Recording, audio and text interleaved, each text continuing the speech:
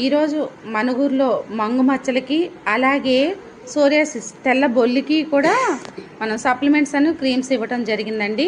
మీ పేరమ్మా? మల్లేశ్వరి గారికి ఇవ్వటం జరిగింది. ఈవిడ చక్కటి రిజల్ట్ తీసుకున్నారు. మీ అందరికీ కూడా ఈ విషయం షేర్ చేయాలని వీడియో చేయడం జరుగుతుంది.